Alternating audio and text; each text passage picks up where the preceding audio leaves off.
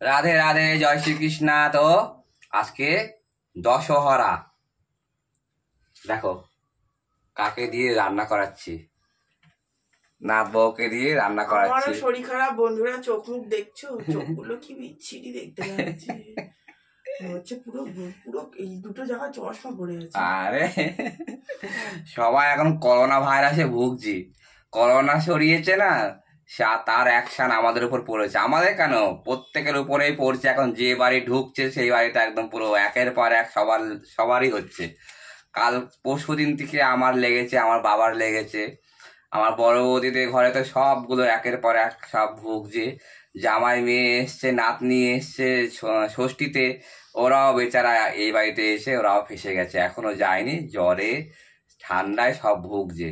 কাল তো আমার এত শরীর খারাপ গেছে, মানে সকাল থেকে রাত অবধি আমার জ্বর আর যন্ত্রণা কাকে বলে। সেই করোনা হয়েছিল আমার, সেই করোনার যন্ত্রণা কালকে ভোগ করেছি আমি। তো আজকে একটু ভালো আছি সকাল থেকে। তা ভালো আছি মানে কি, শরীর এত দুর্বল, সকালে জ্বর এসেছিল একবার।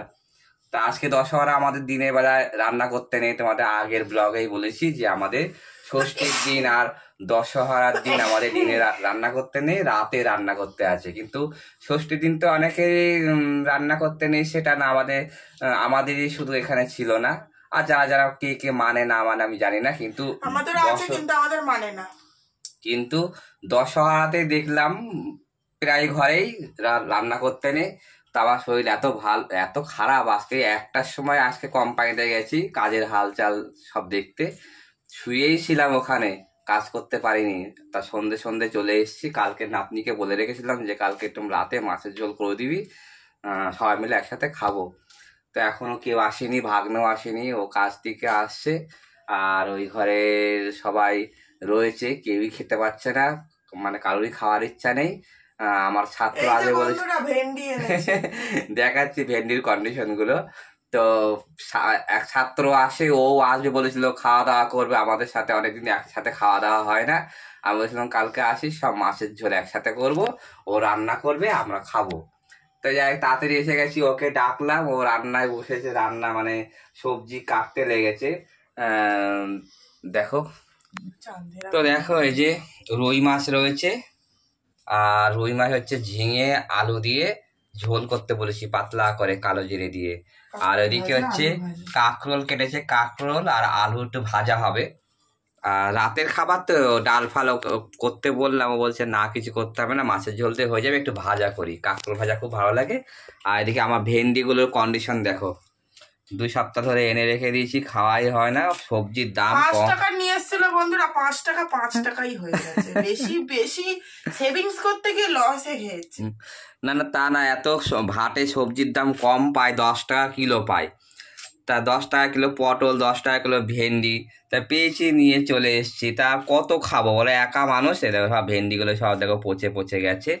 এখন আমি প্লাস্টিক, কালকেও আমি ভেন্ডি নিয়ে এসেছি, লকে ভেন্ডি নিয়ে এসেছি, ওটা আবার রেখে দিলাম। আর এটা কি করবো, এটা কিচ্ছু পাওয়া যাবে না, ওকে তা বললাম। দেখো ও কেটে রাখছে এমনভাবে, কালকে একটুখানি পোস্ত দিয়ে ঝাল বানাবো, নয়তো ভাজবো, যে কোনো একটা কিছু করবো। আমি ওকে বললাম এটা একটু করে রাখ, নাহলে কিছুই পাওয়া যাবে না।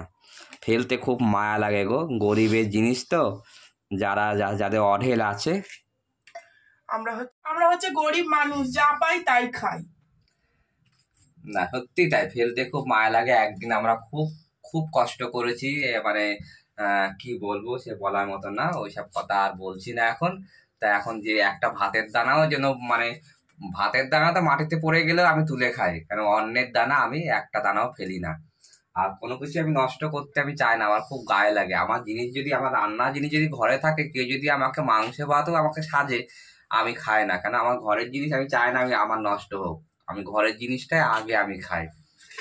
আমি এমন একটা মানে পরিস্থিতির মধ্যে বড় হয়েছি, সেই জিনিসটা আমার এখনো আমি ভুলিনি, মানে এমন সিচুয়েশনে আমি বড় হয়েছি। তা যাই হোক, ও রান্না বান্না করছে, সাথে থেকো, তোমরাও চলে এসো। আর কি বলবো, এই আমাদের গরিব মানুষের খাওয়া দাওয়া, সবারই শরীর খারাপ, কেউ ভালো নেই। আমরা বলতে পারছি না, করোনা তো প্রথম পিরিয়ডে হয়নি, ও আগে ভুগেছে 4-5 দিন ধরে, তারপরে এখনো পর্যন্ত আমার নাক ঠাক বন্ধ, আমি নিঃশ্বাস নিতে পারছি না। চোখগুলো দেখে বুঝতেই পারছো তোমরা। সত্যি তাই প্রচুর মানে শরীর খারাপ হচ্ছে, যার বাড়িতে ঢুকছে প্রত্যেকের হচ্ছে। যাই হোক, সবাই সুস্থ থাকো, সবাই সাবধানে চলো। আর কিছু বলার নেই, সাথে থাকো। দেখতে থাকো। রান্না বান্না করছে, একসাথে খাওয়া দাওয়া করবো, 3জন খাবো একসাথে, বিশেষ কেউ নেই, ভাগ্নে আমি আর ও। তা ভাগ্নে আসছে, আমরা হচ্ছে 3 মূর্তি, আমার একবার অ্যান্থনি। আর ওই ঘরে সব খাবে না বলছে, তার 2জন গেছে পড়তে, ওরা পড়ে আসে, যদি খায় রান্না করতে করতে যদি ওরা চলে আসে তাহলে আর 2 পিস মাছ এক্সট্রা নিয়ে নেবো।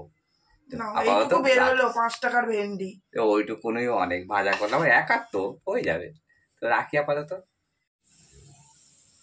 2 দিন শরীর খারাপে কোনো ফল খেতে পারেনি, এখন এত ফল ঘরে এসছে, দেখো সব পচে গেছে আমগুলো, সব বাছাই বাছাই করে এইটুকুন বার করলাম, জাম টাম দিয়ে কেটে কুটে ফ্রিজে রাখলাম, সব নষ্ট হয়ে যাচ্ছে, সবজি নষ্ট হচ্ছে, ফলগুলো নষ্ট হচ্ছে, শরীর খারাপ জন্য কিছুই খাওয়া দাওয়া হচ্ছে না।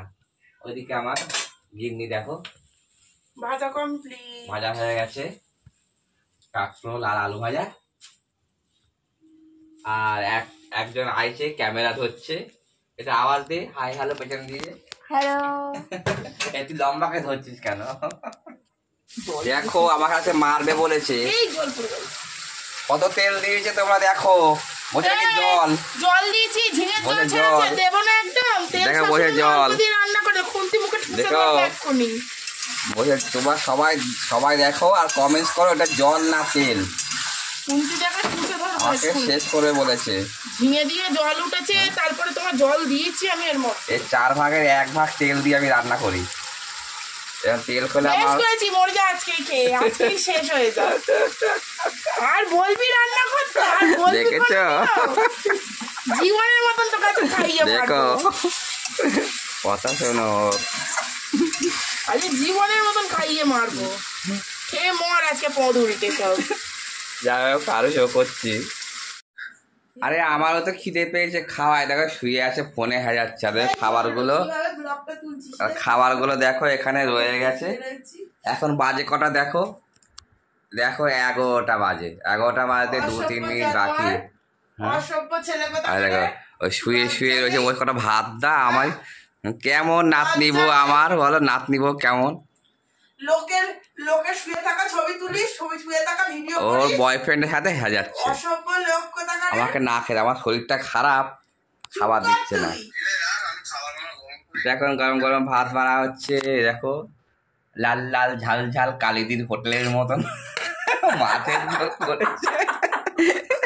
কালিদির হোটেলে 2জন ব্লগ করে, শুভজিৎ আর একটা কি সুজয়, শুধু বলে লাল লাল ঝাল ঝাল, এই যে আমরাও করেছি লাল লাল ঝাল ঝাল, আমাদের কালো কালো হয়ে গেছে, না না লাল লাল ঝাল ঝাল হয়েছে।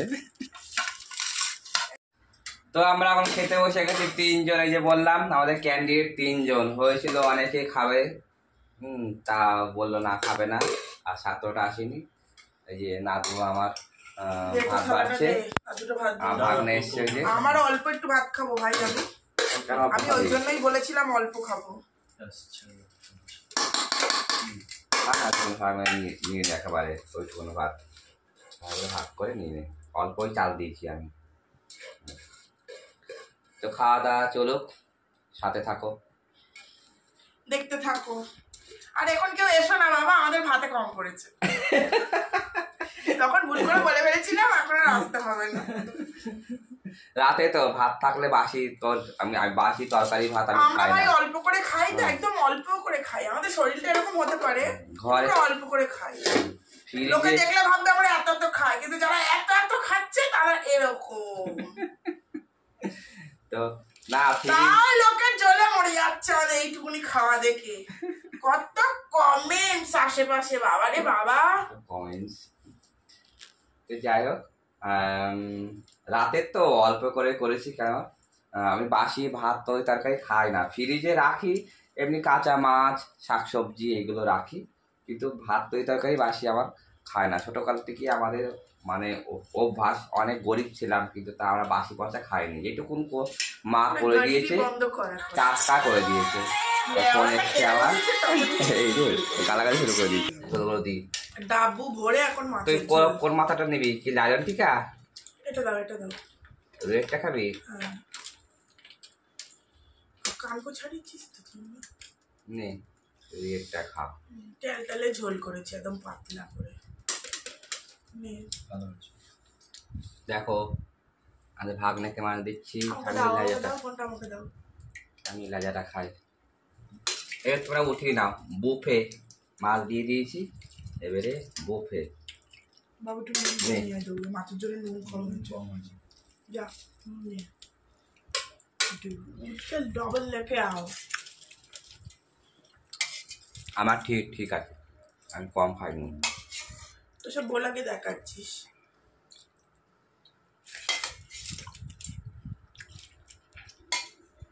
ঝোল তো মনে হচ্ছে নাইটিটা খুলে এখন নেমে পড়তে হবে, তো ঝোল কম হয়ে যাবে। নে ভাই, প্যান্টটা খুলে নেমে পড় ঝপাত করে ঝোলের মধ্যে। বলছে ঝোল কম হয়ে যাবে, এক কড়াই ঝোল, বলছে ঝোল কম হয়ে যাবে।